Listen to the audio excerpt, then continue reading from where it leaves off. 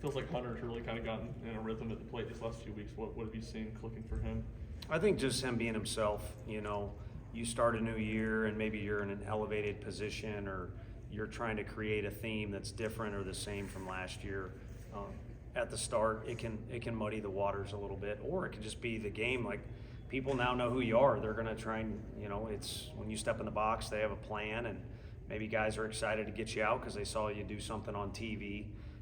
So I couldn't put quite a thumb on it for you, but I think we're looking at more just what's true to who he is, whether it be his swing or his approach, the results evening out. So I kind of feel like it's just more of that. And if you just keep playing, no matter who you are, if you just keep competing, you'll settle into whoever you are.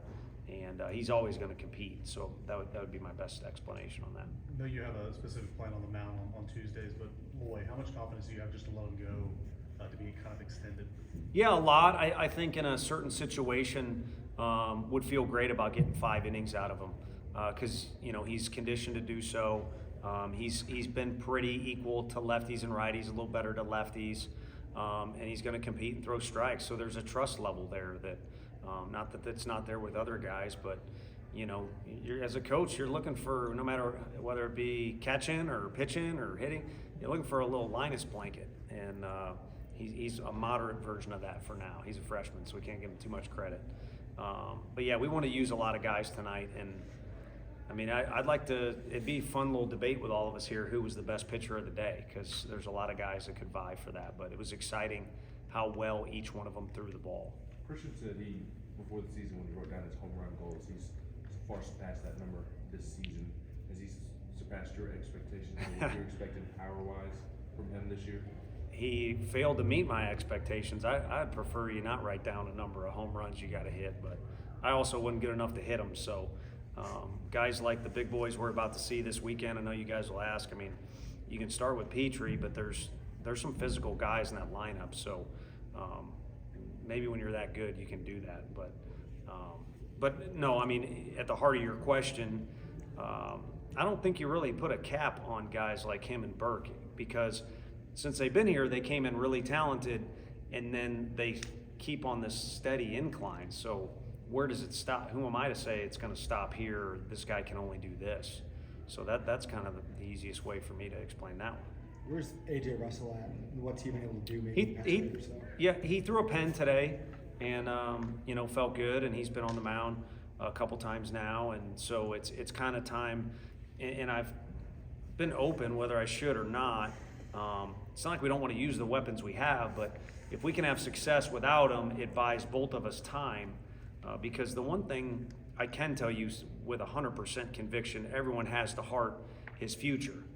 In the microscope of it, or the shorter term of it, is next year, where he'll be a leader of a staff and be a huge part of it on the mound. And then also we all know, you know, what he has shown you guys, he could play for a long time.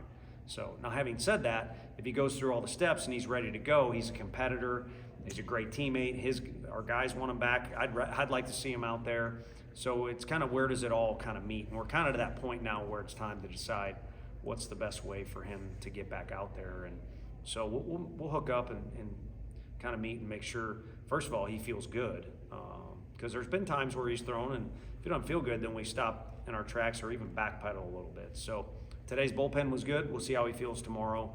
And then in an ideal world, it's time to start strategizing when would he throw in a game for us. What are kind of the last hurdles then? I guess if he was to get to a game, what do you have to see? I've told you guys this, and again, just from I didn't know what I was doing, but being a pitching coach at Missouri, the little stamp of approval was, let's face some of our guys first, because the adrenaline kicks up when a guy might be swinging the bat, because, you know, to get him out when he's just standing in is to locate. To get him out when he's standing in and swinging is different. So that adrenaline kicks in, and which is a good thing for your body and your arm. But I'd prefer you face some of our guys and then get organized on what the next best outing or best day is. How tough is he a guy to explain the big picture to? Because I'm sure, you know, some guys are competitors, a lot of them are, and they want to be out there. Right. Is he a tough guy to kind of hold back a little bit? He's from a very intelligent family, and so he's very intelligent and very realistic.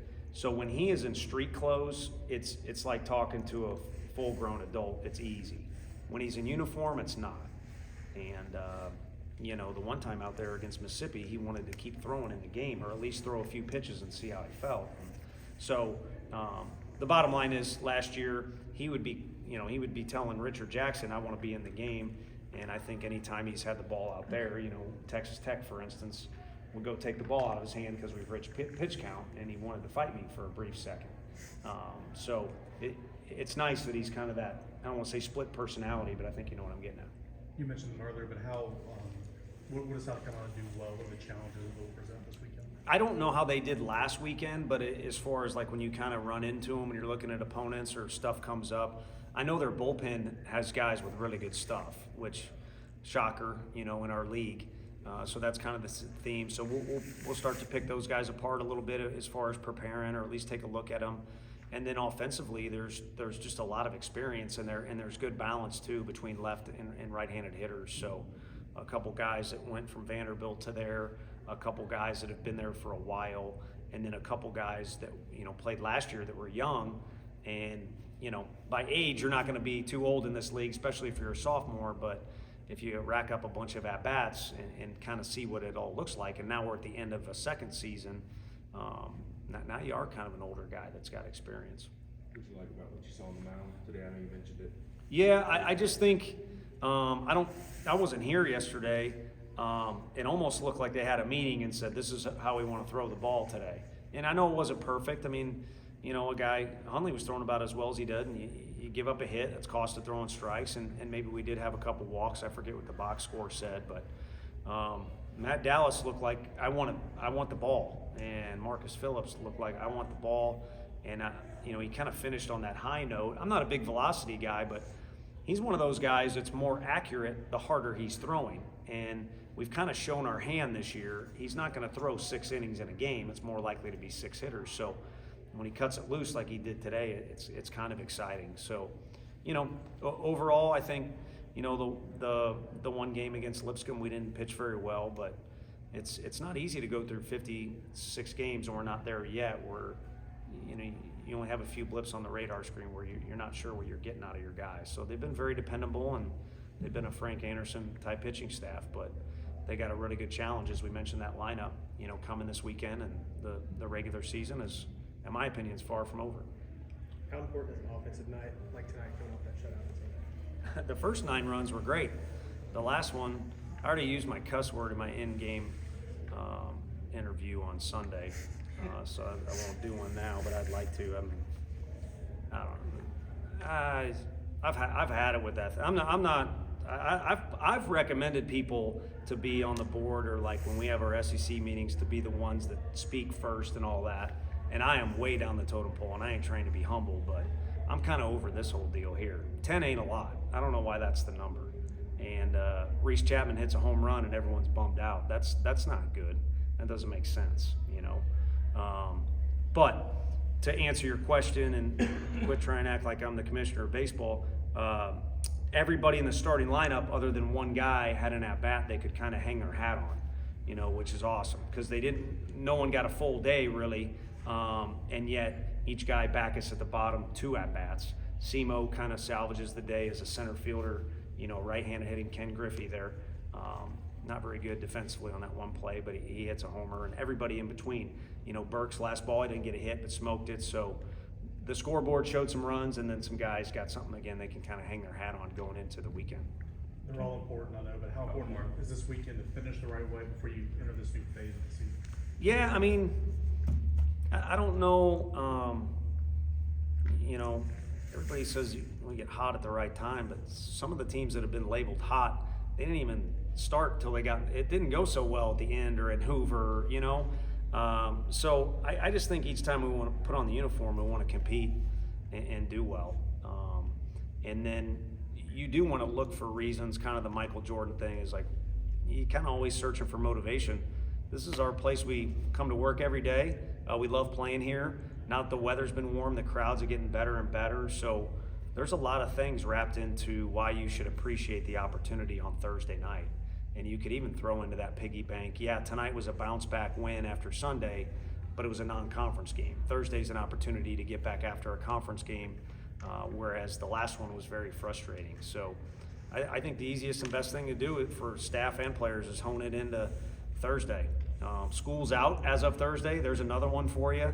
So there's a lot of reasons to come to the park with some energy, be grateful, and make sure you compete your butt off. And you're doing all those things because you do want to win that game. And then after that game's over, we'll assess what's going on with day 2, which is Friday this weekend. Christian Moore Last one. tied the single season home run record with that 9-0 bomb. What has he meant to the legacy of this program since you took over?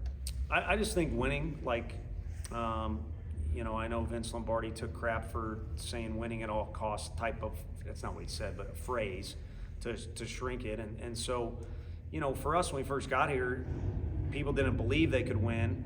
I don't know that we needed to work a little harder to win. So everything's pushing forward as a winning approach. And then if you do well enough, you'll get some feedback from the game that's either a homer or a win. And he and Blake Burke are winners. And so they find ways to do different things, whether it's a hit in the first inning or a hit in extra innings with the game on the line, extra base hits, or just getting on base. I mean, Simo reached on an error the first AB, but he was 0-2 in a hurry and then extended it, 5-6 more pitches, puts the ball in play. Everybody knows he's a green runner, so maybe you hurry a little bit.